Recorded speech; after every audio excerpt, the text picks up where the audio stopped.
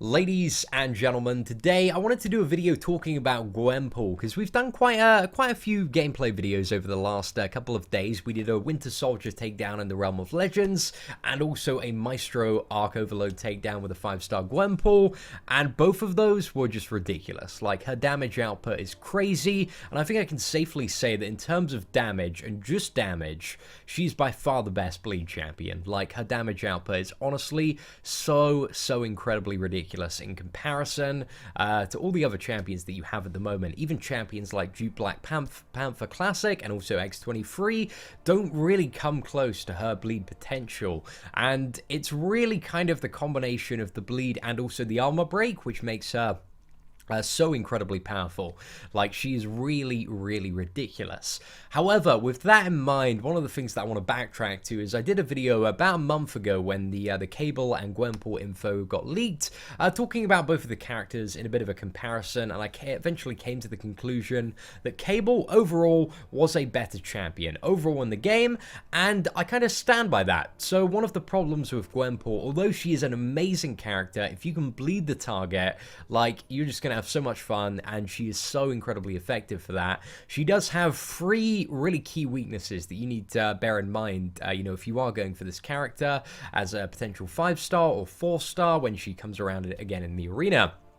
So the first one is a lot of her damage does rely on bleed. So if you're fighting bleed immune champions, we're talking Ultron, Groot, Vision, Ghost Rider as well, she's not going to be very good. Like, you're not going to have too much damage output there, but there are still ways to get fairly decent damage output on those fights, so it isn't all bad.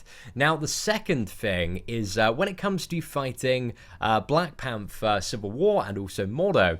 So for every bleed you have on the opponent, and there's no way to turn this off, you have a 3% chance to stun per bleed active on the target. Now, if you're fighting a Mordo or a Black Panther Civil War, this stun can be instantly reflected on you, or if you're fighting Mordo, it's going to be like evaded out and he's just going to hit you in the face and also apply degen to you. So she has a huge weakness against those 2 champions in particular, which I imagine when Mordo, you know, comes into the crystals and is a little bit more common, might not make Gwenpool the best champion for Alliance War. Like, she's going to really struggle to take down Mordo and also Black Panther Civil War, who are really common defenders at the moment, and I imagine they're, you know, as the game progresses on and on, they're going to be even more common. So I don't think, in terms of Alliance War attack, I think that little bit really does rule her out of a lot of the Alliance War team setups on the offense. And the final thing, the final disadvantage, is when you're fighting Magneto. So Gwenpool, because of her metal katanas, is actually marked as a metal champion, which means that when you're fighting Magneto, or Magneto Marvel Now, you're going to have minus offensive ability accuracy reduction. So it's going to be really annoying to parry, your bleeds are rarely going to apply, and it's just really annoying to fight Magnetos whenever you're under the effect of magnetism. So those are the 3 kind of things you need to be aware of. So they're about, you know, that's probably about 10 to 15% of all champions in the game. She's not going to be like a terribly good matchup for. However, saying that, the other 85 to 90% of champions, she will destroy. She will absolutely tear through them so incredibly quickly. She has a wide range of utility to deal with a lot of encounters incredibly effectively. So let's go through her abilities and talk a little bit about, you know, kind of what she does. So the first thing, and probably the most important thing, is on her basic attacks, all attacks have a 25% chance to inflict bleed, dealing 87% of your attack as direct damage over 6 seconds. This is insane, especially when you know, look at the attack of Gwenpool. That's just so much damage, and on the average 5 combo, you're probably going to see this once or twice, but, you know, there are going to be scenarios where you don't see it at all, and there are going to be scenarios where you see it like 4 or 5 times in a row. If you watch the Winter Soldier kill video, you'll notice there was a spree where we actually got up to 8 stacks of this, and it lasts for 6 seconds, but if you have deep wounds, you can, you know, prolong it to 8.5 seconds. So the damage on this is absolutely crazy. And I think one of the things that I guess I want to just quickly drop down and talk about is the level 3. So in short bursty fights, she's amazing, but also in kind of those like mid-range to long fights, especially when it comes to boss killing, she is also like incredibly amazing, because if you get the special attack free off, you're applying a 125% armor break, and that's when the character is, I believe, at a 550 level. I think it might actually be 115% at a 550 level, but you know, between the champions like the 3-star and 5-star one, it's somewhere between about 90% and 125%. The point is, it is a huge armor reduction, and armor reduction is, in this game, it basically means take more damage. But it works in a really odd way that I don't think anybody has like fully come out and explained and understood how it works. I probably need to like figure it out a little bit more and put some time into figuring out the exact mathematics behind armor reduction, but basically this is just like a double damage. This is double damage while you have this up, and your bleed from your basic attacks, which you're going to have up pretty much all of the time, when this expires, is going to refresh it. So one of the tactics that I've been using for Realm of Legends Winter Soldier is just get her up to level 3, use that, fire it off, get the crazy armor break, and then I'm pretty much dealing double damage, and I can just do crazy damage and burst him down incredibly quickly. So I've really been loving that tactic, and that's what makes you know, so good for the short fights, but also amazing as a potential boss killer. I'm sure when we come Act 5 that she's going to have a lot of uses as well, and then maybe in the new season of Alliance Quest. So I'm excited to, you know, see what she can do. Now let's talk about the heavy attacks.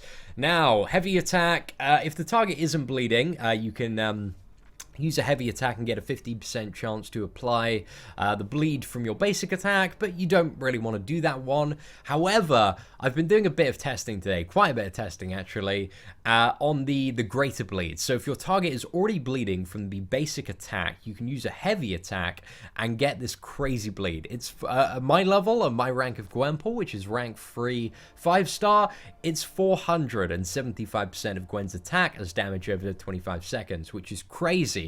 It's even crazier when this stacks. Like, this can stack as many times as you want, providing that you have the, you know, the basic bleed to convert into that. So it's all about kind of, you can get in this situation where you are repeatedly like you've got so many bleed targets on the bleed stacks on the enemy that they're just chain stunned, and you're just using heavy attack after heavy attack and converting, you know, all these small bleeds into big bleeds. And my record for doing that today, I need a little bit more practice at it, because it's a little bit tricky to nail down, because I'm not very used to using heavy attacks. But my record now is 144 hits on the Winter Soldier, which is crazy. That damage output for a rank 3 champion is ridiculous, guys. It's off the charts. So that's kind of, you know, the rank 3 5-star, just to give you guys an anchor if you're not used to 5-star champions, is it slightly better than a 554-star champion. So it's just like ever so slightly up a little bit from that. And then if you're lucky enough to get a rank 4 Gwenpool, if you can bring her up to rank 4, she's gonna be crazy, guy. I can't even begin to imagine that. Like, I'm sure she'd be able to kill the Winter Soldier in Realm of Legends in under 100 hits. Like, I think that is highly possible, and that's without any boost. Maybe like, I don't know, 80-90 hits with full boosts. I'm not too sure, but it'd be very interesting to find out. Again, once you get past that kind of like 35 hit counter and you can use the level 3, then your damage just goes like through the roof. Or it's already crazy, but it just goes even more. So it's pretty ridiculous. Now let's talk about the level 1s and 2. The level 1 and 2. So you'll notice if you watch the Gwenpool, sorry, what is it? The Gwenpool versus Winter Soldier or the Gwenpool versus Maestro video, I did not use any special attack 1s or 2s. Now, I'll explain why this is. The special attack 1 incinerates the enemy, dealing 105% of your attack as energy damage over 14 seconds. This effect also removes perfect block chance and reduces block proficiency by 100% while it's active. Now, I definitely see use for this when you're fighting a bleed immune target. I think it's really good because it's going to give you additional damage there. However, when you're fighting a non-bleed immune target, it's just going to consume stacks of bleed. It can infinitely stack. So if you're kind of, and it's not really going to deal like much more damage than your bleed is dealing, especially if you have 5 out of 5 deep wounds.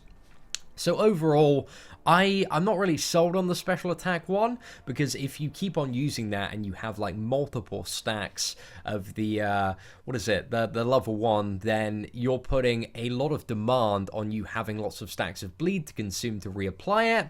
And if you do that, then there's a chance your armor break will fall off, and then if your armor break falls off, then you have to do the level 3 again.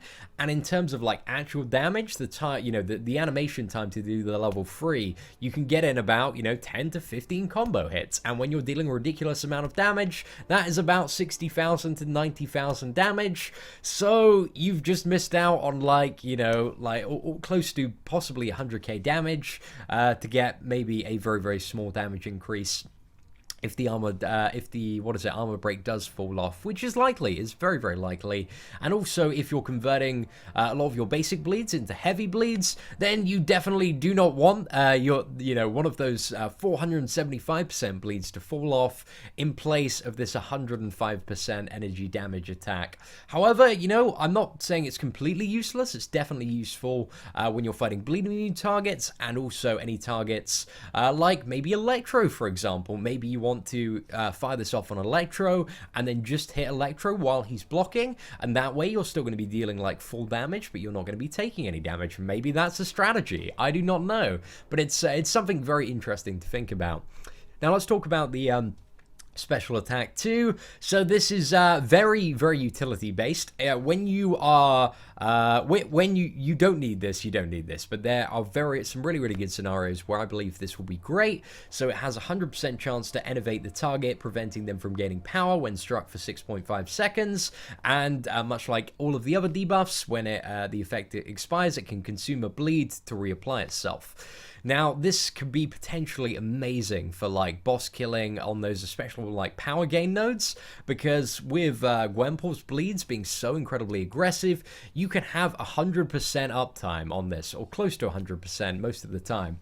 So that means you can completely remove power gain from the opponent, possibly, if you get lucky with the bleeds. I mean, there will be some circumstances where you'll do 10 hits and you just won't get a single bleed, but those will be very rare. For the most of the time, a lot of my experience kind of playing with a level 2, they've been consistently power locked, and especially if you're pushing those heavy attack bleeds, then you're going to have much more of a buffer to fall back on, so you're going to be able to keep the power lock on for like ever, which is crazy when you think about fighting a Cyclops in Alliance Quest, being able to completely remove avoiding the level 1. So he's just a basic champion. You just fight him, you beat the crap out of him, don't have to worry about constantly evading those beams every 5 hits.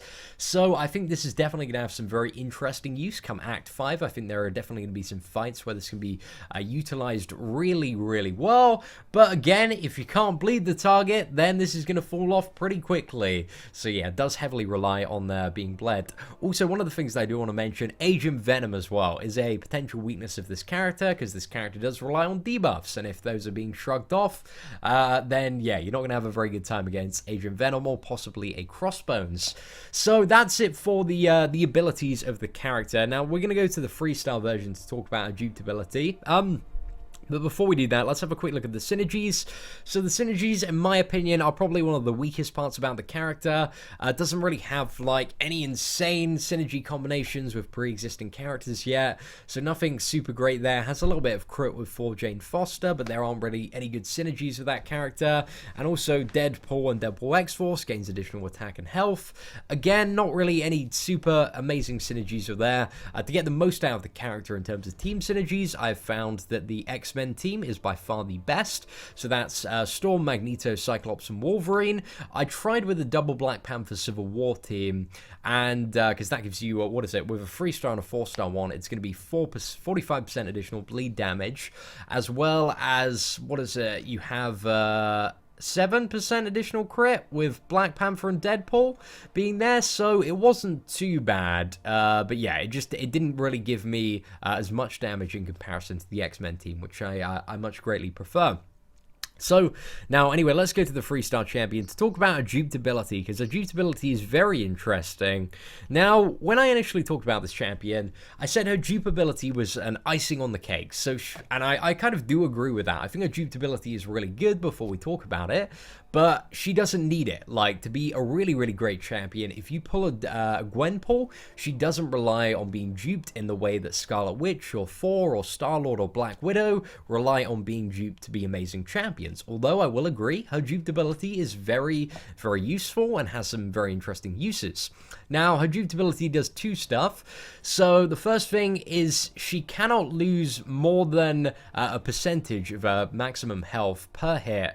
Sorry, not a maximum health, her current health from a special attack. So this means she can pretty much never die from a special attack, which is very, very interesting. So regardless if you're on like 10 health and you get hit by a special attack, well, you're still probably going to have like 2 to 4 hit points left. However, one of the downsides of Gwenpool as well, guys, before I mention this as well, is her block proficiency is pretty terrible. It's definitely on the lower end, so when you're parrying, you're not going to have perfect parries. Like, you're always going to be taking a little bit of damage, getting chipped away. However, if you do become an intercepting god, then this champion, again, is just going to be, is the gift that is just keeps on giving, guys. She's going to be amazing for that. However, when you're playing with this character, when you're parrying, you're going to be constantly taking a little bit of damage. But yeah, that's got a very interesting use, means that she can take multiple level 3s, and in that scenario where you just keep on, if you could play perfectly, if there was a character that really quickly got to the level 3 and you just had to take those again and again and again, providing you were intercepting and playing really well, you could take a lot of level 3s without dying. So that would be quite interesting to do. But however, there isn't, you know, I don't think there's too many fights or too many uses that fully justify or have the need for this this signature ability, just because it is, while it is a cap on the damage that you can take based on your current health, it's not a very high cap. Like, you take a lot of damage still. You take a ridiculous amount. So yeah, it's very interesting. So let's also look at the second component. Now, we actually don't have a numerical value associated with this, but I want to do a little bit of testing for this. She also reduces her opponent's defensive ability accuracy based on her current combo count.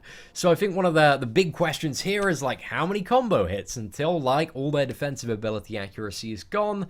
I would estimate that it's probably somewhere between 20 and 50 hits. So circumstantially, that might have a use, and I think that's a really, really good addition to the champion. Although I strongly stand by the fact that this is like an icing on the cake. It's really a nice extra for the champion, and even unduped, like, you can pull Gwenpool, you can be really, really happy that you have a great champion. Although I'm really striving to get like a 5-star skill awakening gem from anything that I possibly can, or maybe what else? Maybe go for another 5-star Gwenpool when she comes back around into the 5-star 5-star crystals around the release of the character.